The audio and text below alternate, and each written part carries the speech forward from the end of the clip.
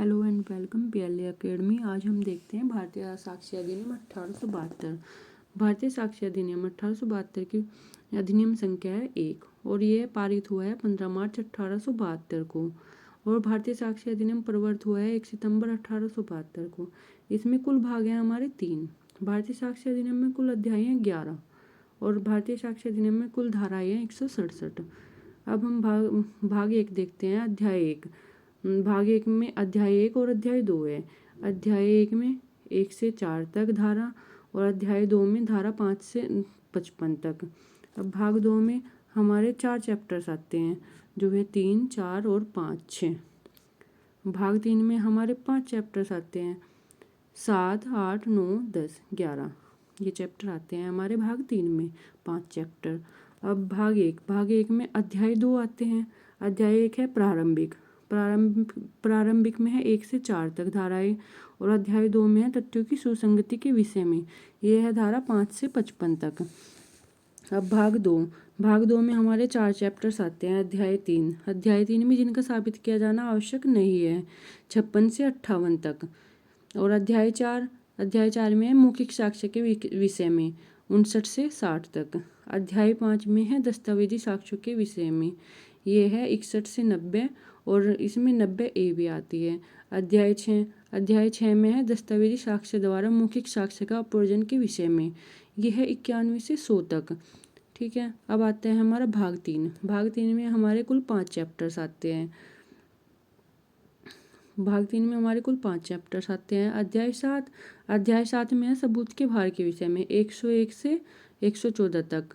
अध्याय 8 होता है विबंध में है हमारी धारा 115 से 117 तक। और अध्याय 9 है साक्ष्यों के विषय में 118 से 134 तक।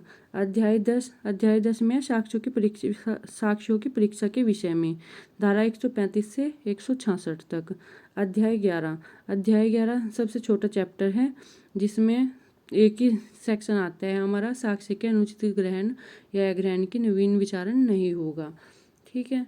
और जो हमारे चैप्टर्स हैं इनमें से कम 2 क्वेश्चन पूछे ही जाते हैं, जो एक चैप्टर पूछ लेता है या फिर सेक्शन पूछ लेता है।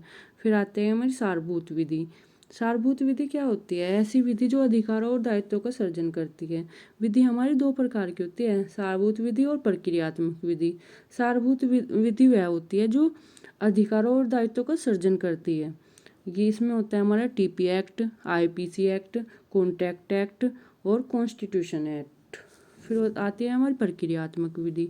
ऐसी विधि जो सारभूत विधि द्वारा प्रदत्त अधिकारों को प्राप्त करने की प्रक्रिया स्पष्ट करती है। ये होते हैं हमारे CPC, CRPC, evidence act.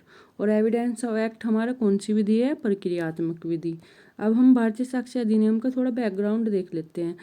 Background हमारा 1868 में हेनरी मैन ने साक्ष्य विधि का ड्राफ्ट बनाया था सबसे पहले, लेकिन यह पारित नहीं हुआ था। फिर आए हमारे जेम्स स्टीफन, इन्होंने 1872 में ड्राफ्ट बनाया और वह पारित हो गया। ठीक है। अब हम भारतीय साक्ष्य अधिनियम की प्रकृति देख लेते हैं। भारतीय साक्ष्य अधिनियम की प्रकृति कैसी है? बूथलक्षी। और लेक्स फोरी ये है स्थानीय विधि। ठीक है। ये लागू कहाँ होता है? भारतीय साक्ष्य अधिनियम संपूर्ण भारत पर लागू होता है, समस्त न्यायिक प्रक्रियाओं पर लागू होता है। और कहाँ लागू नहीं होता है? ये है हमारा शपथ पत्र पर, मध्यस्थ के समक्ष कार्यवाहियों पर, आर्मी एक्ट पर, नेवल डिसिप्लिन एक्ट पर, इंडियन नेवी एक्ट पर और एयरफोर्स एक्ट पर। Thank you.